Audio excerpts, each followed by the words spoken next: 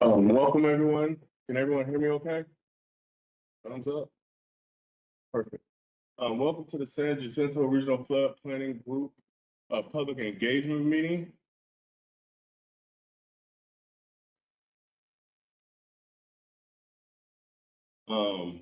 This meeting is called to order at 9 a.m. Welcome and roll call. Todd Burr. Present. Paul Locke.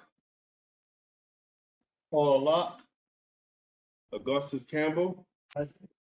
Amelia Diaz.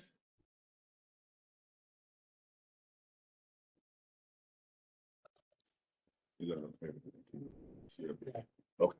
I see you, Amelia. Christina Quintero.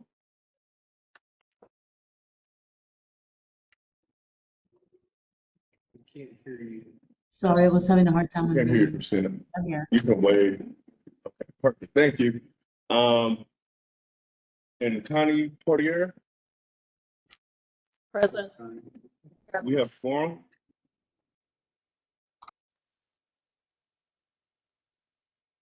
Registered public comments on the agenda items.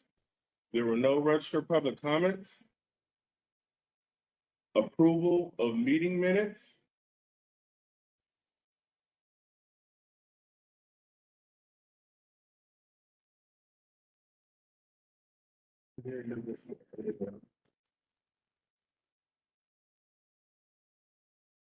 Anybody have any changes to the meeting minutes they want to make?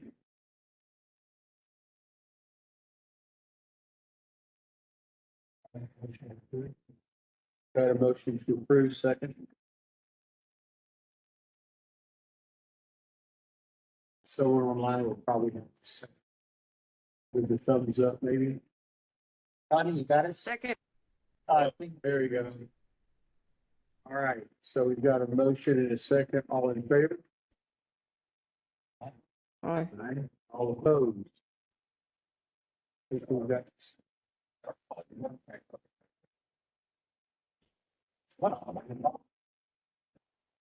I don't think we have.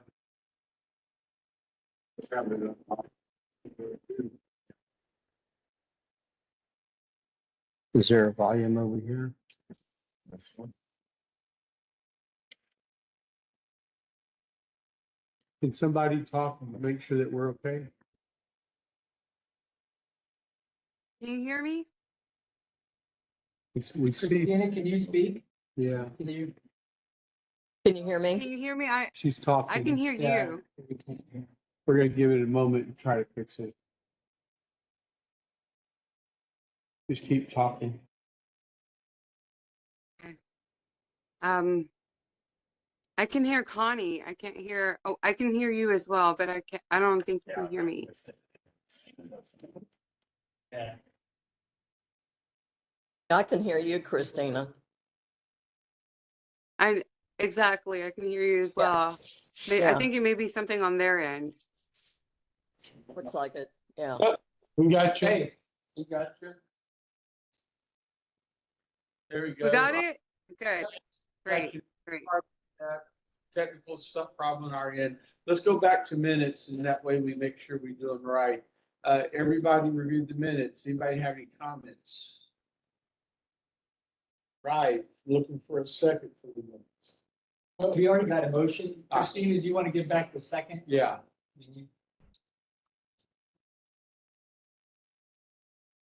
We know you thumbs up it, but if you can do a verbal on that. I don't think sure. I second it. Okay, we got a second. Any discussion? All right, all in favor? Aye. Aye. All opposed? All right. And the Leah Vincent's happening. Yes, somewhere Leah's, the force is strong for where it is. All right, we go to the next one, sir.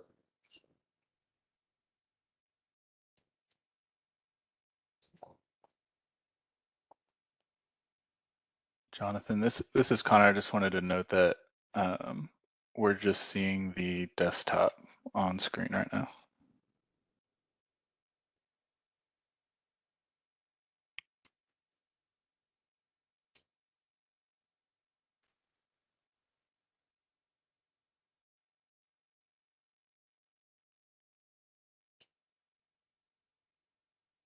How about now? That's back. Thank you. Review of the first planning cycle engagement efforts.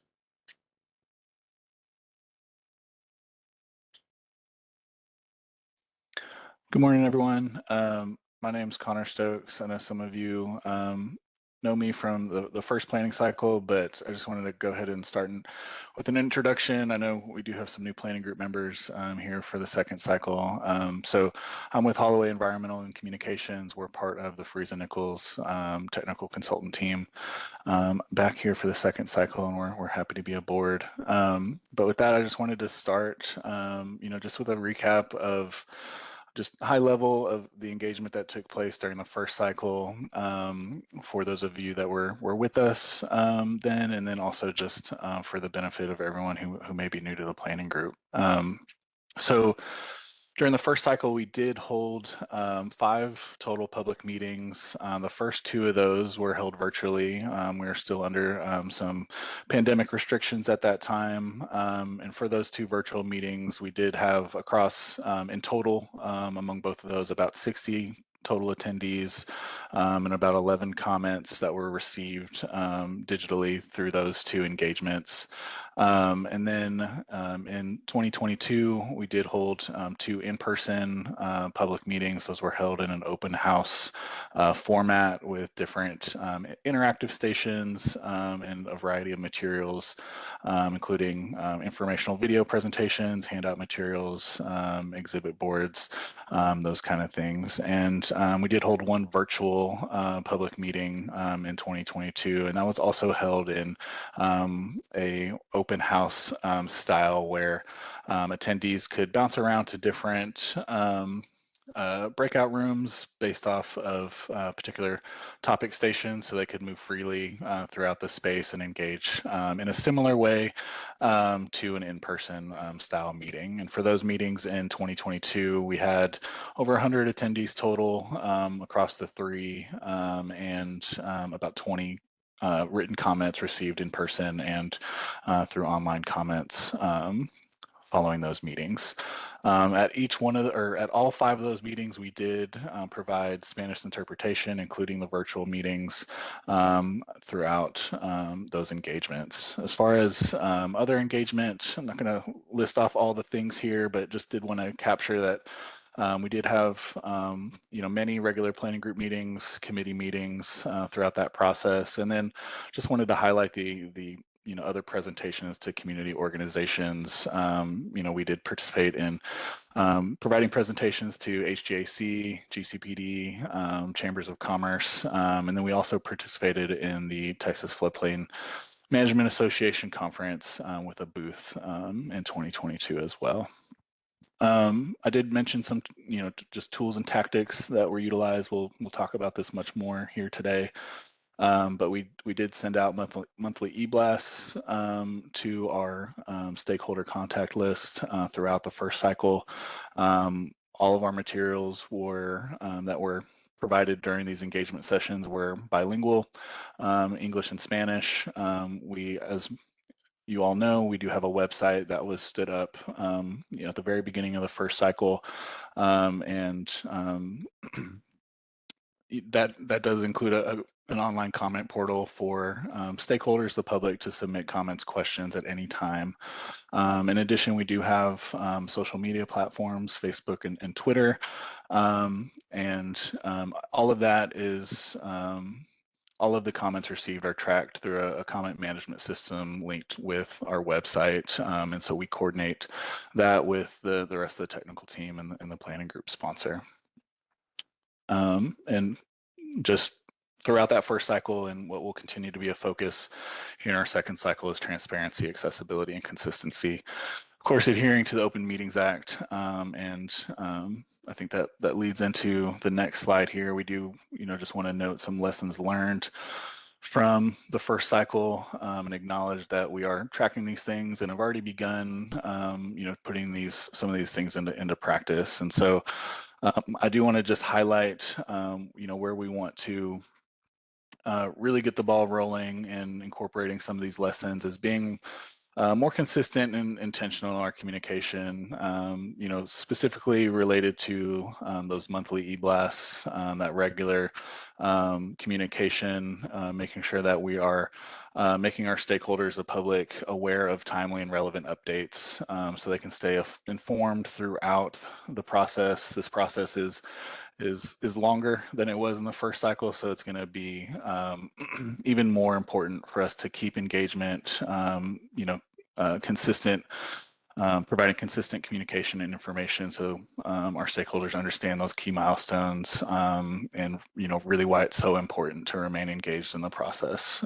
Additionally, some of you may have noticed, but we have, and we'll touch on the website here in just a little bit as well. We have already updated the website, with the intent of making that the user experience on that website as engaging and as accessible as possible, cleaning up, of course, updating the information and making that most current. Again, that ties into, what I was just speaking to. We want to make sure and keep everything as updated as possible, so that can remain as really our central hub of information. And, anyone at any time can visit that site and be confident that the information that we're sharing is up to date and accurate. And then, along with that, like I was just speaking to, that user experience, making sure that we're not, leading to any frustration on the public or stakeholders' behalf when they visit our site, making sure that they can find meeting minutes, documentation, the information that they're seeking easily, and can, always know where to go back to find updates on those things.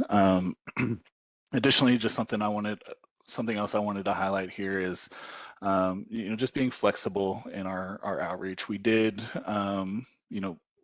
participate in external meetings with other organizations like TFMA and HGAC, but we want to just enhance that flexibility, and where that can be applied is, and something we're working towards right now, is developing what we call a meetings in a box.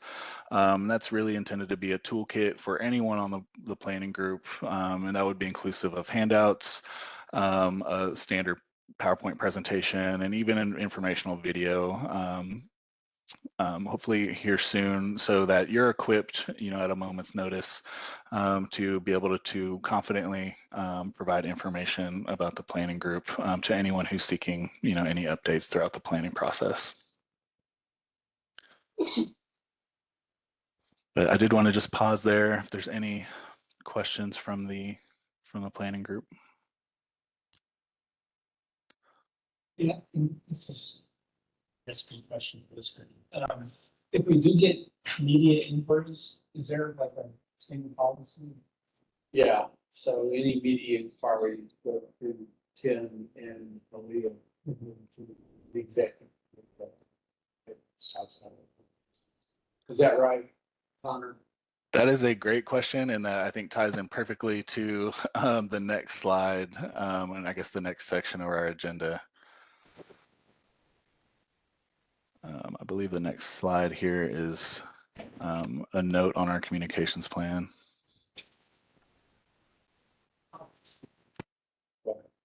Here we go. Awesome. So yes, we do have a communications plan. This was developed, and we had this during the first cycle. It was approved by the planning group, and we have already updated this plan, not only to incorporate these lessons learned and how we hope to apply them throughout the second cycle, but also this is very timely and again, a great question. We do have within this plan procedures and protocols as it relates to everything from the review process, for external materials, and how that, all the checks and balances there to make sure that, everything that we're putting out is, we're all confident in alignment as a planning group on what we're saying. But then specifically to your question about media, there is a media protocol process specifically outlined in there, designated spokespersons, backup spokespersons, processes if, even our primary and backup spokespersons are unreachable at certain times. So there is that process in place.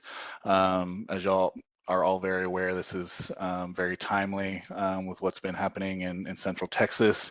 And, if, something should occur of that nature, and we're asked to provide comments, or we get external requests, we all want to make sure that we're very clear on how to handle those things. And, again, so we're clearly communicating in alignment as a planning group, and not being inconsistent in what we're saying. So all of those are outlined. There's, that plan includes, of course, goals, objectives, again, and what we hope to achieve with those lessons learned throughout this cycle, engagement strategies. But yes, again, all these protocols, procedures are in place, and we do plan to share that out with the entire planning group here very soon. So if there's, you'll have a chance to go through that, review that. If there's anything that, raises any concern or have questions about in those protocols, we would be happy to discuss that more and address those things, so we're all comfortable with what's being proposed in there. If I could also add to what Connor mentioned, it's Maggie Puckett, hope y'all can hear me okay. But I know that's particularly timely, as Connor mentioned, with the Central Texas flooding and the special session that's ongoing.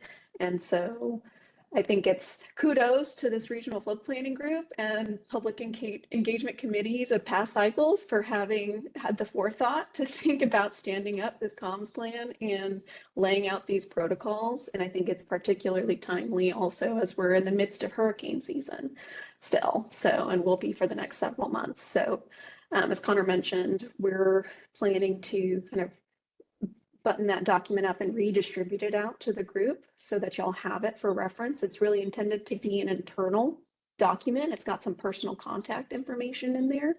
But we've also discussed internally creating a redacted version that can be posted on the website for easy access for voting members and for transparency for other folks who are interested in understanding how the Regional Flood Planning Group manages its external communication. So if y'all have any thoughts or recommendations on that, we're also open to hearing how to best, make that document available for y'all.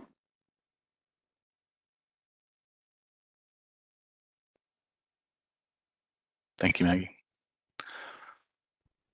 So I've already mentioned the website, but just did want to highlight that here. So I'll reiterate, a little bit of what I already said, but really the intention here is to make sure that, of course, we're up to date with where we are in the planning process, making sure that we're, in coordination with the Water Development Board and all the, updates and relevant links and documents that are appropriate are included on our page for easy access to those things.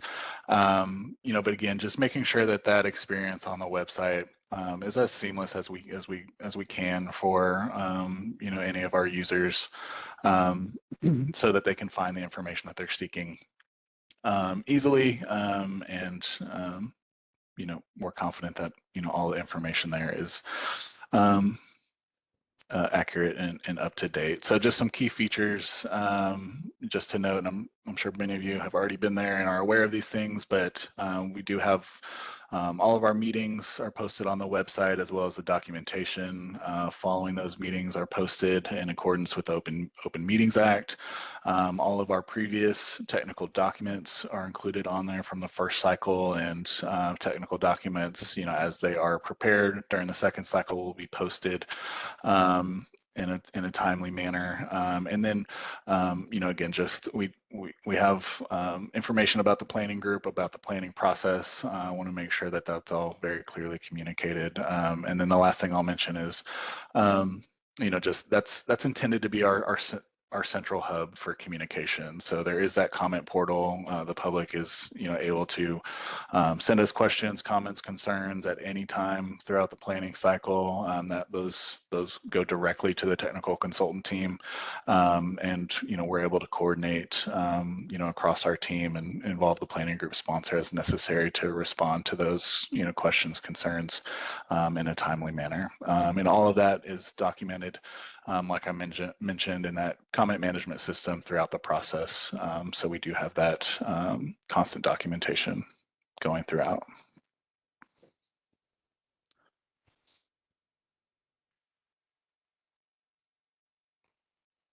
Is there any more discussion about the website and communications? We can move on to item 7, discuss public/stakeholder awareness methods and tools, digital tools, surveys and feedback mechanisms, in-person strategies, partnership opportunities. All right. So this is I recognize it's a lot of text, a long list here, but I just did want to run through kind of everything that's in our toolbox from a public engagement perspective. Some of these things that are things that we have done in the past and are planning to continue to do. Some of these things, we hope to build into the second cycle. So I'm just going to run through some of these and provide some examples of how they're applied. Some of them are obvious, but like we mentioned, the website intended to serve as our central hub. So all of our communications, hard copy materials, we will constantly be linking back to that site. So make sure that they know that that's there and available. And again, that there's always that opportunity to provide comments throughout the process. We do have social media platforms, Facebook, Twitter. Like I mentioned, these were active during the first cycle. We have not been consistent with these yet during the second cycle. We hope to continue to do that here during the second cycle. As some of you may be aware, with social media, standing up new pages can sometimes be challenging when in terms of gaining a following and making sure that those are, actually very valuable tools. And so what we'll be seeking to do during this cycle is leverage partnership opportunities on social media in a more intentional way. Not just with our planning group sponsor, but with other organizations throughout our region, as they would be willing, to share social media content on their platforms, tagging our platforms so we can try to gain traction. And as we do that, those social media platforms can really become a really great and valuable tool in terms of spreading communication and awareness. As it stands right now, we do not have a great following, and so that's one of our goals here during this cycle, is to really gain traction there, so those can be a much better tool for communication for us going forward. We do have a story map that we developed during the first cycle that lives now, that used to live on the homepage for quite some time, that now lives, I believe, under the technical documents page, along with the first cycle regional flood plan. And what that's intended to do is to really give a snapshot overview of everything that's in the plan. And so while we have that currently, we will be looking to utilize, story map, GIS, and other just interactive tools where we see a good application throughout the process, and then of course make those available on the website as that does serve as our central hub. surveys, feedback mechanisms. I did mention, I'll just continue to reiterate it. We do have the comment portal on our website. We want to plug that wherever possible to make sure that people understand that we are here, and we will respond to those things as they come in.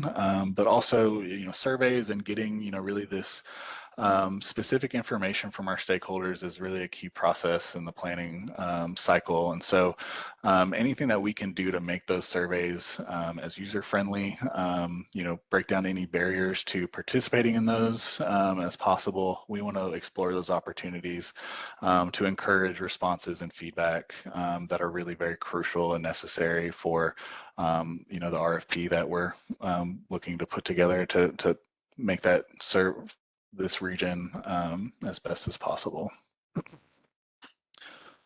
As far as in-person strategies, I did mention some of these things already, but open house style meetings, we want to, we don't want to, or I guess from my communications perspective, we'd like to avoid meeting formats where there's not much interaction. So we don't want to just speak to our stakeholders. We want to provide opportunities for them to communicate and provide feedback back to us. And so that's where we really love open house style meetings with our planning group members present. Of course, avoiding quorum during those things, but having our technical consultant team members there ready and available to ask questions on a variety of topics, as they're relevant to, the particular stage of the process that we're in.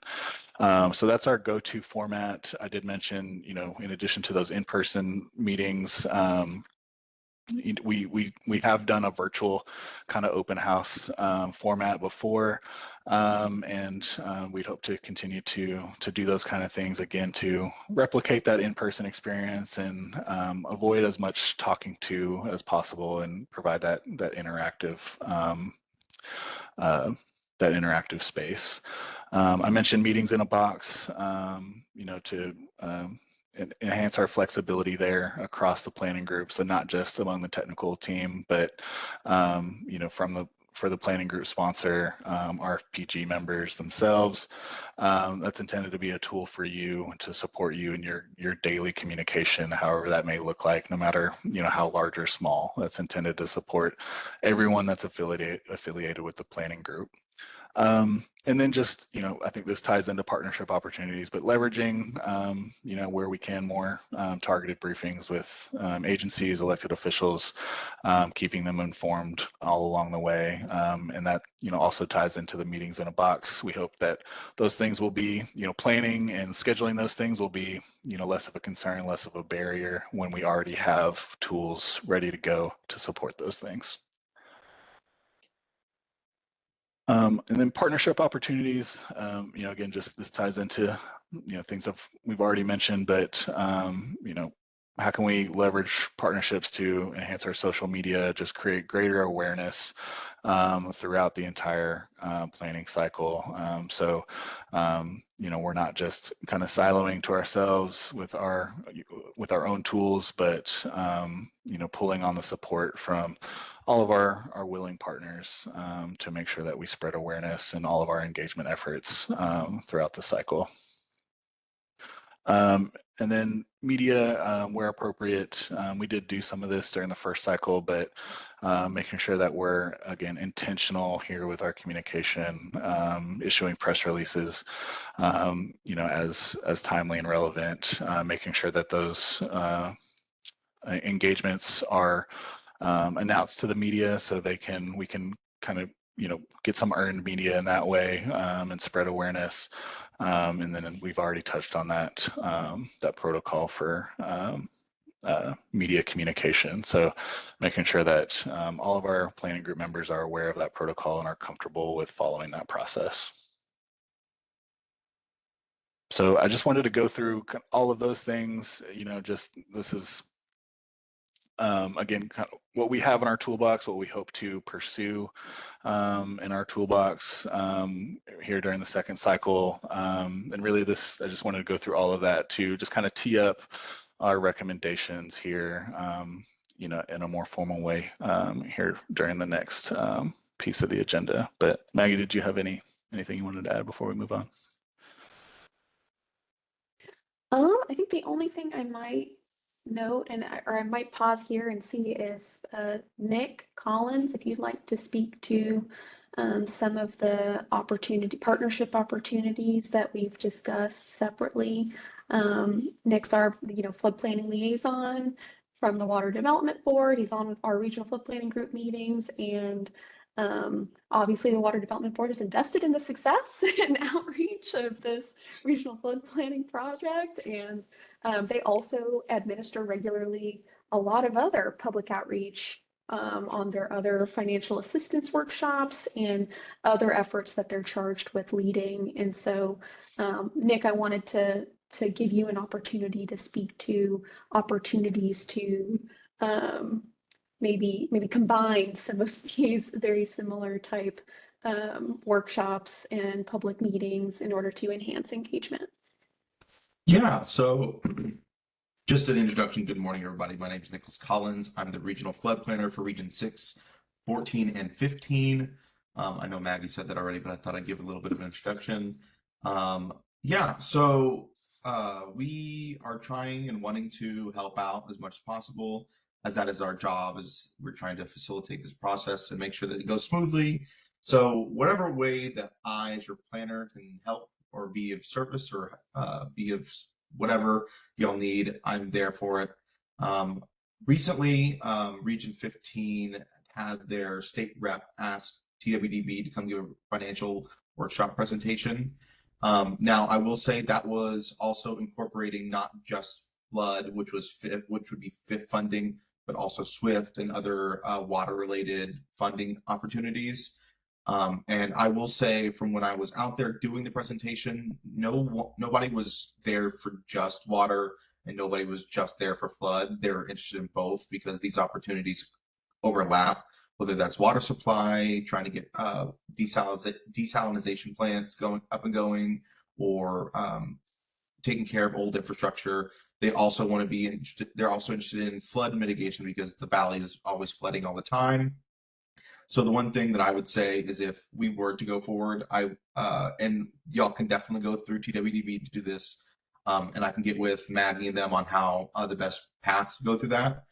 I would recommend that maybe y'all stick to that very water centric presentation, which that's what we can do. We can sit there and talk about the financial opportunities that that municipalities and organizations have to get these funds, which would be at a 0% cost to them, I believe, at least for FIF.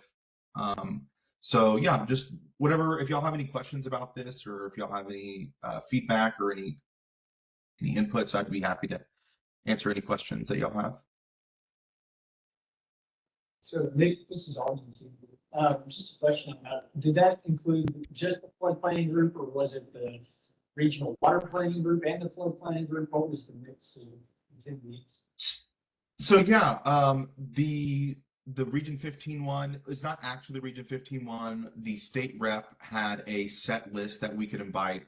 I did try to get Region 15 sponsors, tech consultants to come and present, as well as some Region 15 voting membership.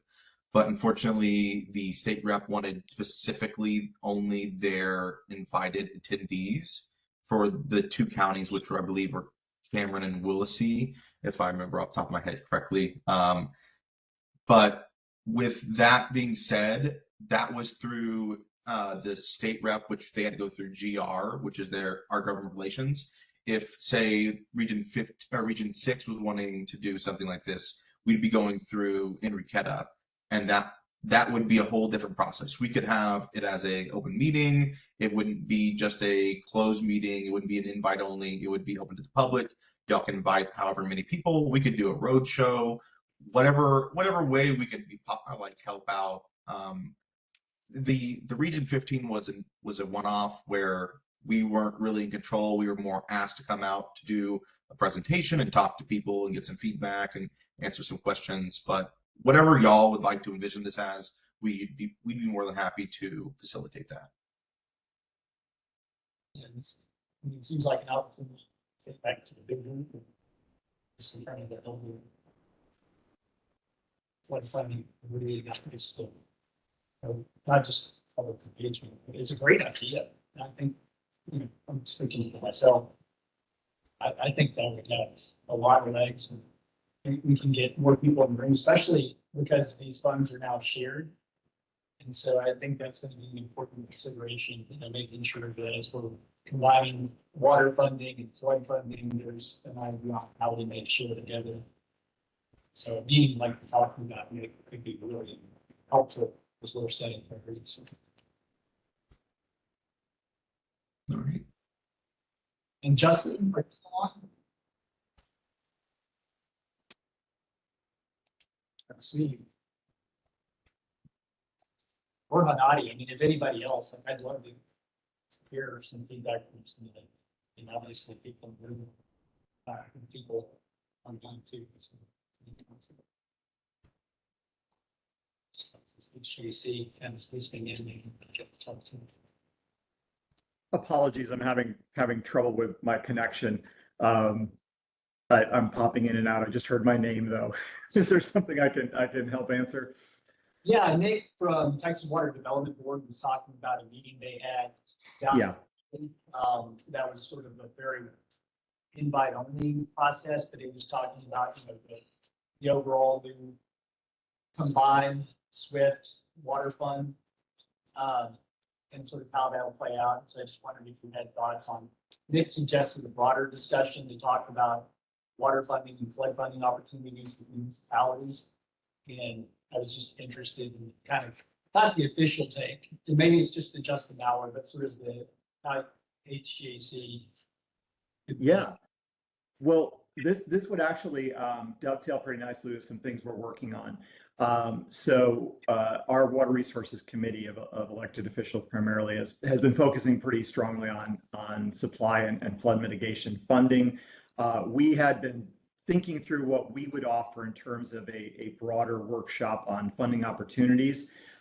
In the meantime, we've been working with some interest in the Pearland area on a pretty big water supply symposium that kind of grew from a local effort to a more almost statewide speakers kind of effort coming up at the end of August. So we've been focusing on that, but our intent has been to try to either promote or replicate something along those lines. So we'd be very, very interested in any way we could help support the message or facilitate, convene a meeting.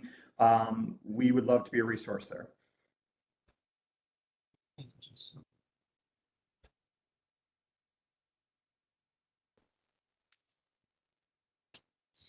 Any other comments or thoughts anybody wants to share?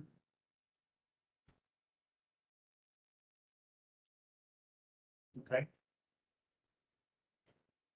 Discuss timing and format of initial outreach activities in the second planning cycle. Thanks, Jonathan. So many of these things we've already talked about or I've already mentioned, but so most of what we have on here is recommendations that we'd like to move forward with on initially here for our engagement. And so it is those monthly e-blasts getting started hopefully here in August, being more consistent and intentional here with those communications, making sure that we're including timely updates and things like that. Public meeting logistics, our recommendation here is really on timing as it's listed there early next year in the January-February timeframe. But these sub-bullets here, locations, format, awareness tools, strategies, the materials that are provided during these things. I'd really love to hear from the committee on your thoughts here. Those of you who were a part of the process during the first cycle, any thoughts you have there, and we'd love to just hear your feedback. And we don't, I think, need to make any decisions today, but what we'd like to do is take all of your feedback into consideration and come back to this committee, sometime in the next few months, maybe around October, so we can put forward a recommendation on how we'd like to move forward with planning for our initial engagements, whether that's in person, virtual, or a combination of those things. So that's where I'd love to get y'all's feedback, but just some other things listed on here. I mentioned the meetings in a box toolkit. This is something that we're already working on. Again, this would be inclusive of handouts, potentially exhibits, maps, a PowerPoint presentation, and hopefully we would love to incorporate an informational video into this toolkit as well. We've already talked about social media, and we do intend to ramp up on this here moving forward as well, as we mentioned before. And then just circling back to the informational video, I did just want to make the committee aware of something that's come out of some coordination with Region 8. Holloway, my team, we are also supporting Region 8, and through our interconnectedness here with Region 6, we have started discussion and planning on a video tool that we think could be really helpful across, not just for the regions that we're supporting, but for all of the regional flood planning groups, and that would come in the form of a video template, if you will, where the first part of that video would really cover the planning process, at a planning wide scale. So all 15 regions, what does that process look like? What are we intending to achieve? And then the second half of that video would be tailored specific to the region. And so we're hoping that this could serve as a template to where some communication across all of the regions could be somewhat consistent in that way through that informational video. So again, this is something that we've already started primarily on the Region 8 side of things. So nothing yet has been done here for Region 6, but I do want to make y'all aware of that, and that's something that we hope to pursue here soon for Region 6 as well. I did want to also mention that that's not the only video resource that we can pursue. We can also develop and tailor, video as a communications tool for, whether that's specific for any, public meetings or engagements. If there's more specific content that we'd like to create a video for and put it on the website and have that live there. These are all possibilities and things that we can do. So I just want to highlight that before just moving back to the public meeting logistics. And as far as timeline, we are proposing early next year. And Maggie, please correct me if I'm wrong on any of this, but at this point, I think we should be ready to share information from the tech memo that the technical team is preparing, and then this aligns well with the FIF funding cycle early next year. So that's the reason for the timing there. But again, as far as how we format where we have these meetings, the information that's provided, the various tools that we use, awareness methods, I'd love to hear from the committee on any thoughts or recommendations that y'all have there. And if you'd like to, I can provide another just kind of recap of what occurred during the first cycle, if that helps. But I'm going to go ahead and pause there for any feedback. Wait on. I'm sorry, I have construction in my background. Am I being called on? I would just like to see us expand our communication to other groups like MUD. The MUD districts all have websites. If we could add our website to theirs and their groups, HOAs, restaurants are organized, car washes are organized. I'm real involved in that. Packages stores are, some of the package stores are organized. So I think there's some groups that we could call upon to ask them to include our website link on their websites or to include it in their monthly communication or billing or whatever. And I'm happy to work with our consultants on that. Awesome. Good idea. Connor, is there a number of meetings that we are supposed to have in 2026? You want me to jump in there, Connor? Yeah, I do not recall at this moment. Yeah, so great question. All of this discussion about public engagement and communications, it's all well and good and well intended, but we also do have very specific scope that the Regional Flood Planning Group is also held to minimally to achieve over the course of this planning cycle. And so key public meetings include getting input on flood prone areas and input on our existing conditions flood mapping. And so we've been, as far as timing there and why we're proposing an early 2026 first round of public meetings is because we are leveraging, as y'all recall, hopefully from some recent RFPG meetings, we're hoping to leverage MapNext information to define existing flood risk within the San Jacinto region. And so in order to support Harris County and their very thoughtful and intentional rollout of that information to the public, we are withholding publishing any of our mapping until that has been released. And so the intent of timing for these public meetings to begin kind of in early 2026 is in hopes that that information has already been published by then. We're in close coordination with Harris County Flood Control District, so we're trying to, that's the latest we've been told, that we should be okay to host a public meeting then, but we'll continue to coordinate with them and make sure that that still meshes with their plan. But it all, as Connor mentioned, it also could align fairly well with the opening of this next FIF funding competition and call for abridged applications. So we might be able to have some dual intent with this public meeting and potentially leverage, as Nick mentioned, other financial planning workshops with the Water Development Board in order to increase attendance.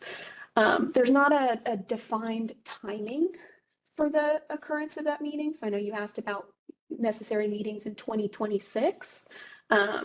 There's not a defined timing for those meetings, but something that the group will need to consider following this round of public meetings is getting input on actions to be recommended in the plan, and then future input on the draft plan and adoption of the regional flood plan. So this is just the first kind of round of public meetings, or first public meeting in a series of other meetings that will occur over the next 2 years. That was helpful on timing. As far as the number of meetings that are scoped out, do you have a number of meetings that are scoped? I think that's one of the things that we're hoping to get input from this group on. I think in the past we've had, like for this meeting, the same type of meeting to get input on flood prone areas and our existing conditions flood risk. I think we held one meeting last cycle in order to get that input, because we also, if y'all recall, have a survey web map where folks are able to go in and drop that information at any time that's linked on the website. And we've already got a number of inputs to that survey. But we're looking for information, I guess, from this committee on how many meetings we think the group should have during this time period and for each of these intents. So I think last cycle, to get input on projects, I think we had both an in-person and a virtual meeting. And I think for input on the draft plan, we did something similar where we had both an in-person and a virtual option in order to try to enhance or increase attendance. But Connor, you also may be able to recall those details. I think you had that on your first slide.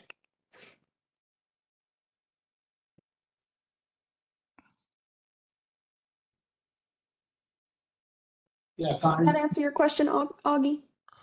Somewhat. I mean, basically, it's sort of the number of meetings depends on the strategy that we're supposed to develop I get that. And then obviously it's budget piece. And so it's kind of like, how do we get the most bang for the buck? Do we Right. do one meeting or do we do a series of smaller meetings? Do we do virtual? So is there, I mean, I guess, you know, it's kind of hard to figure that out without understanding budget and understanding some of the goals, at least from my standpoint. So if we need to go out to the flood prone areas, like, and those are all located kind of at the edges of our district, then that means a virtual meeting well supported by HGAC in particular is going to have a bigger bang for our buck.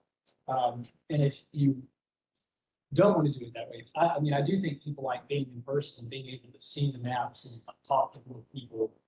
And so that calls for a location more like United Way or HGAC, something relatively central. So I mean, where did y'all do the first round of meetings? And I know this is odd. Knows this and the other folks know this. I don't. Where was that first meeting? So the first meeting was held virtually. We were still the first two public meetings were held virtually as we were still in under some COVID restrictions at that time. But when we did, when we were able to get out in person, we held two in-person meetings, and we landed on having one, and I hope this makes sense, but kind of in a centrally located southern portion of the region, and then a centrally located northern portion of the region. So that southern located meeting, I believe, was in Clear Lake, the Clear Lake area, and then the other meeting was held at the White Oak Conference Center, for that northern location.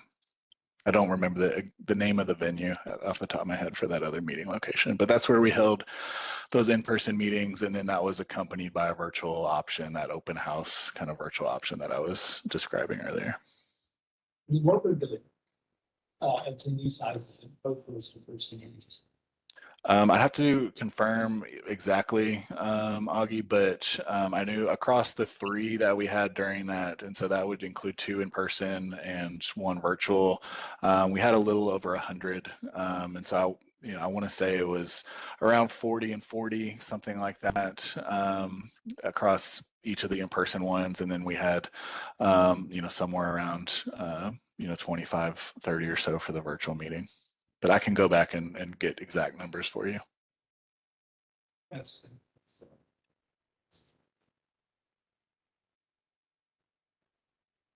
I mean, do we want to, or is that the recommendation, just to kind of, is what we did last time, north and south, and we're good?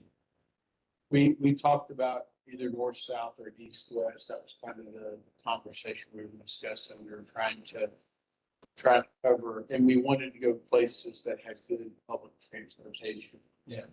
We didn't want to go somewhere where everybody had to drive, and then suddenly got buses to go and things like that. So, I would take the input from the group, but maybe we, in an effort to try to be inclusive, maybe for 2026 we think about east-west. Since we've already done it north-south, maybe we think about east-west. Is this location far east enough? Do you want to do, I mean,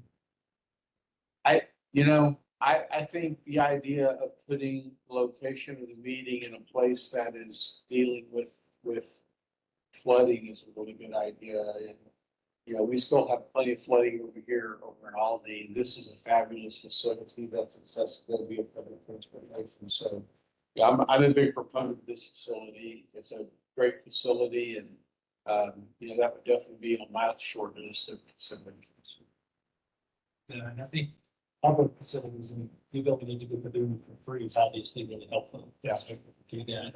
Yeah, and then on the west side, there's numerous Harris County community centers on the west side that we can pick from. There's the Weekly Community Center over there in the Cypress area. There's another one in Katy. So if you guys wanted to go east-west this time, so that we can, literally say we are trying to be very deliberate in covering the entire. We have a large area we're trying to cover here. So But if we did north, south on the first set and we did east, west on this set, that might make sense. Yeah, I mean, it's certainly, the one thing I will say is that this, I mean, just looking at a map, Yeah. I mean, we're a lot longer than we are wide. Very true. And so, but if we don't have to spend the money on a venue, maybe we can get 3 meetings. And maybe we could use, you know, a Trinity River or San Jacinto River Authority venue for free. Like SJRA has a great venue that's pretty far north. And so, I mean, they do regional water, you know, regional H meetings there, so. Talk nice. Yeah. I mean, as far as like budget and, you know, ability to like staff it up and support it, Maggie, Connor, would 3 in person potentially work? Sorry, Augie, could you restate the last part of your question? Yeah, so if we did 3 meetings in person, sort of like one at this venue, one further out west, and then one like further north, you know, centrally located, hopefully in Montgomery County, that'd be possible. Yeah, I mean, I think so. I think something that I did want to note too is, you know, in terms of budget, you know, the difference between doing 1 meeting and 2 meetings isn't a 1-to-1. So it's not, you know, it's not double the cost to do 2 meetings necessarily than it is 1. You know, all of our preparation for 1 meeting is essentially the same outside of these direct costs with venues, you know, some other things. But, you know, really all of our planning and preparation for 1 meeting is going to look the same as it is for, you know, multiple meetings. So there is, you know, some additional costs, but in terms of you know, the significance in terms of adding additional meetings to it. You know, of course, there's those just man hours of staffing those meetings and any other direct costs. But in the large scale, those are more marginal. So I guess I'm not so much as concerned about the budget to scale up on number of meetings as much as, you know, just making sure that we are providing those opportunities where we should be, where we think we should be providing those opportunities. I hope that makes sense. Yeah, that's great. And then being able to piggyback off of, you know, Justin and HGAC. I mean, obviously that's a quick turn. And I'm not saying that, you know, this group has to be there, but just kind of figuring that, I don't know if there's any messaging that, you know, Nick could provide Justin and that may be better for Nick and Justin to talk offline and not try to get this group in the middle. But obviously we're going to be stories of those sorts of discussions. Yeah, just from our part, you know, we have the region come and give updates at our regional flood management committee meetings. You know, we'd love to have this specific message perhaps there, water resources committee, so you'd be in front of multiple, primarily decision makers, but if there's something we can do to help amplify that to the more general public, like I said, we're happy to help.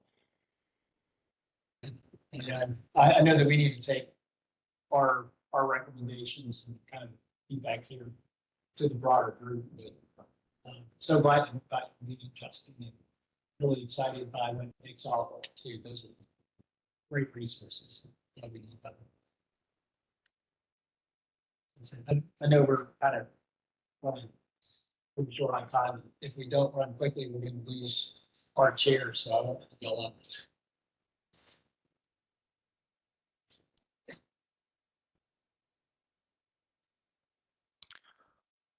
I guess if there's no additional thoughts at this time, I did want to just kind of outline a little bit more on in terms of timing. I mentioned, you know, and I do hear you. We need to bring these to the larger group, but what we would like to do like I mentioned before, is bring a recommendation based off, your thoughts here back to this committee for a plan. And I did throw out October. I think that would work well from our side, from a planning perspective, so we can begin those planning activities, materials development, things like that before the holiday season in December. So that would give us,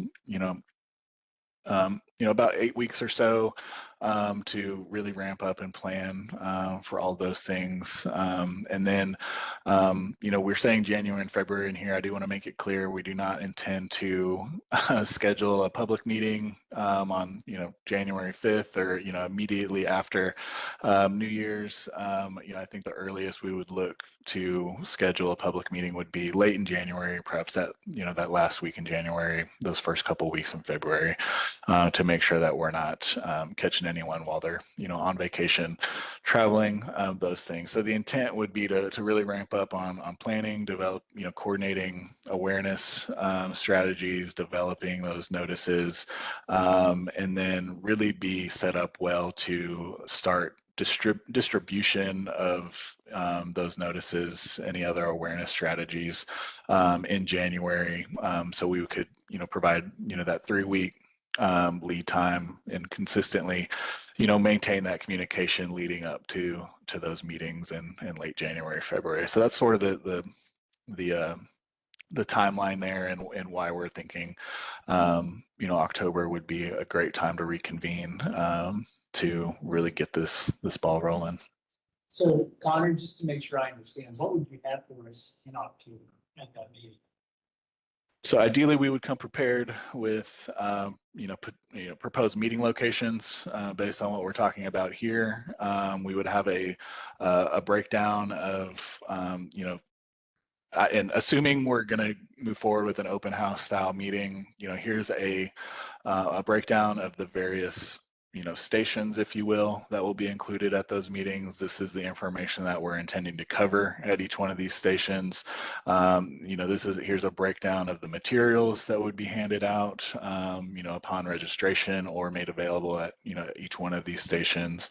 Do we want to move forward with a video to support these meetings, as well as, here's what we're looking at doing as far as awareness strategies. So, emails directly to our stakeholder list. Do we want to send direct mail out to any of our stakeholders? Do we want to, publish advertisements in newspapers? Do we want to pursue digital advertisements? How can we leverage our partners to, this is the progress we've made, and those that we think are willing to support us in making these engagements more, spread the awareness of those things. And, again, based on y'all's feedback, do we want to pursue, we could perhaps do like public service announcements on the radio or, on broadcast. So all of these things, we would put together a plan based on that feedback, and outline really, what y'all can expect to see both leading up to and during those engagements. Yeah, and I think a lot of it depends on where we want to get feedback from, in what form. Because radio hits a demographic that we're not going to hit online and other places. But I think also some of the things that Connie's talking about can hit demographics that we want to reach in places that we traditionally run.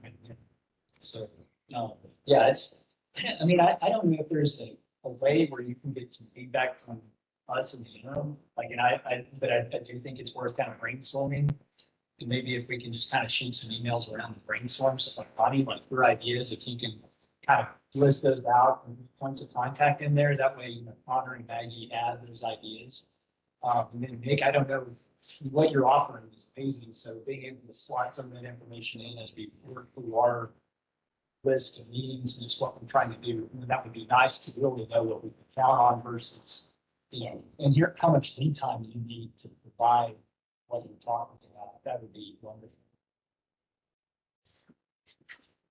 I can definitely do that. And if y'all have any other, I know y'all are talking about brainstorming going forward. If there's any other ways that TWDB and specifically I can help out, I'd be more than happy to. I know that Region 14 is doing a road show and they're going to be putting a number of meetings close together, so that way I can extend my time out there. That way I can't with funds, I can only go to so many events since I cover such a large area of Texas. So if y'all were to do something and did put something, or maybe had some kind of event where I could go to multiple things at once and maximize my availability, that would be great. But yes, I will definitely put something together. I believe I sent over to Maggie and Harris County the slide deck. I can only send it out via PDF, but I can definitely send that over, as well as any other information that I could put together. And I will talk to my management about ways that we as TWDB can help y'all. So if y'all have any other questions, y'all feel free to always reach out to me.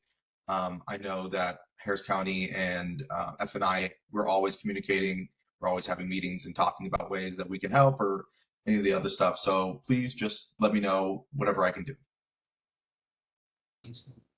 So Augie, it sounds like you've signed this group up for some homework over the next couple months. Kind of rude, yeah. Hey, could you guys? So it sounds like path forward may be what we need to do. And on our end, we'll coordinate offline with both HGAC and the Water Development Board and Nick to identify like how we might be able to marry up this public engagement series for the Regional Flood Planning Group to meet our scope and meet the goals of this group, and marry that up with other initiatives that are ongoing in order to increase attendance and offer attendees more bang for their buck, more information for their time, and then start to put together a framework or an outline of what this meeting series might look like to send to y'all for review and input ahead of a future public engagement committee meeting in the August timeframe, where we might look to nail down some of these key details. So we've got clear marching orders to be able to prepare for and plan for these meetings in early 2026. Have y'all have a deliverable for us? I mean, I don't know if we need to reconvene at that time. I mean, I do think October, and especially if we can come back to the big group, kind of with the markup and just say, hey, this is what, our consultants came up with as a result of our committee meeting. And then hopefully give y'all that feedback before the meeting. And again, that way, just direct feedback, so we don't have any quorum issues or anything like that. I don't know how much, we don't want to create too much noise, but we also want to do our unpaid jobs as committee members, and give y'all some good feedback. And on that note, one of the things I'd love to see, just some of, like Connor, you talked about your monthly email blast, just like who's on that list. They don't necessarily need their email addresses, but if I can just see who's on it, and Bonnie and some of the other folks, to see if there's potential. I think that's from, as far as feeling like we're doing our jobs as committee members, just looking at those lists and seeing it. I mean, I'm sure Todd, the members last time, did a great job of providing a lot of that information, but I know Christina, you may have some ideas, and so just whoever's on here, if we can get people in who got to the group last time for some reason. I mean, it went fast. I mean, this group did a great job and really glad to be a part of it. We always do that Wednesdays and Tuesdays and stuff. We can absolutely share that list, Augie. Connor, I have a question in regards to the list of the mailouts. Has there been like a double check to see if any of those are no longer active, so that we don't constantly have to send it out to like where it's just dead mail basically, because I know each of us gave a list, and then as time goes, sometimes some of those emails become inactive, and just to be able to address it effectively, just to make it a little bit more accessible too. And another thing, Maggie, what you said about intentionally putting it together with other whether it's forums or other workshops, I love that idea because when I do these community meetings or I go to these different programs, especially with having to do with public education, if we can get more bang for the buck, people will go to it. An informative video is probably one of the best ways to outreach people so that we can send that out and then have a link for them to go back to the mapping and be able to put in their input and have that generated. And so that they see something that's essentially working for them, because we have, what I always tell people, we have a good 5 minutes to capture somebody's attention. In those 5 minutes, if we don't capture the attention, we lose it, right? But definitely a video would be really good, especially for some of our more seasoned members, that are very direct, and they like just to be able to be visual learners and simple instead of having to deal with all these technical and digital things, because a lot of them, they don't have social media. Very seldomly do they see it. Mailouts are really good, but the emails will probably be the most effective thing. Thank you, Christina. And yeah, 100 couldn't agree with you more on the video. But to answer your question, so the comment management system that we use, as we send out notices, it flags emails as they're undelivered or no longer in use, and so we're able to at regular intervals go through that, see those flags and remove them from the contact list. And just an additional note I wanted to mention to that, in addition to the comment portal on the site, there is an option to join our email list. And so at any moment you can go and subscribe to that essentially, and you're automatically included on that email list. And then for anyone who submits a comment, they're not necessarily immediately added, but they are kind of put into a queue, and we can, add them for distribution. So, we do. It's ever evolving, constantly growing, but yes, we do want to make sure that we're not spamming and sending emails to unauthorized or inactive accounts, I should say.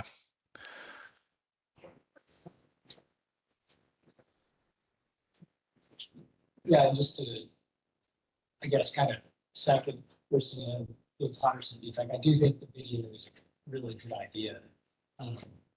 Especially if we're just kind of sharing some of the work with other regions, like that makes it better. It makes more consistent messaging across the state. And it means that we hopefully have better products that we don't share. That's a great strategy. Yeah, and I will note that the Water Development Board is also engaged and involved in the development of that kind of comprehensive video content that would be applicable across the state, given that it's something that could be shared and leveraged as a tool to communicate consistency, and that all of these regional flood planning groups, they do have liaisons and are working with their neighbors in adjacent regions. It's a great story to tell. And so folks are now getting kind of involved across the state. So, and I know we've already got plans to leverage this video in addition to public meetings. I mean, we've been coordinating with stakeholders one-on-one as we reach out to folks to get information on Task Force C and FMEs for the Regional Flood Planning Group to perform, and also respond to survey comments. And we're finding that, communities we worked with last cycle, maybe they have new staff this cycle and they need to be re-educated on what the planning process is and how to engage with the Regional Flood Planning Group, and sending them series of links and different resources it's helpful, but a succinct video for folks to watch to be able to get caught up would be super helpful. So we're finding that there's a lot of opportunity to leverage a consolidated, comprehensive resource like that.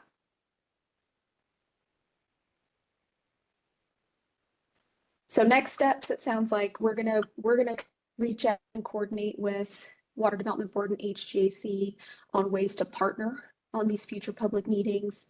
We'll put together kind of a more comprehensive framework or outline for what this meeting series might be to provide to the group for input, along with contact database and information on resources that are being developed so that y'all can continue to provide that input even outside of these committee meetings. I believe Regional Flood Planning Group, the larger group, is on schedule to meet in August and then again in September and November. And so we might be able to time providing that framework or outline late August. Well, Connor and I will coordinate separately, but that might give y'all time to review and provide an update to the Regional Flood Planning Group in September ahead of convening another committee meeting in October, as has been discussed.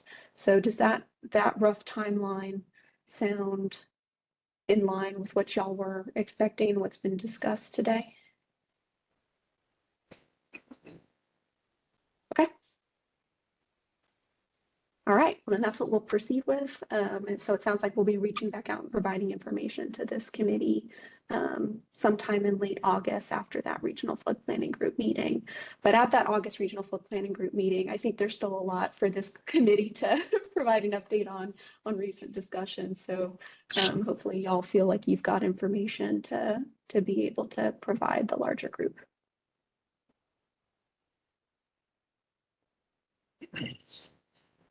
Maggie just spoke about some of the items that's gonna go on the next agenda for the next meeting. Is there any additional action items that she may have missed or? I mean, I think the communication stuff is gonna cover everything, so. Agreed. Are there any public comments? I see none. So okay with the chair, we'll call the adjournment at 10:15. Yeah, 10:15. This meeting is now adjourned. Thanks, everybody. Have a wonderful day.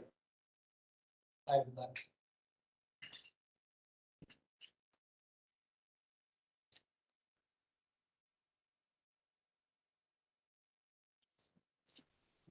Good.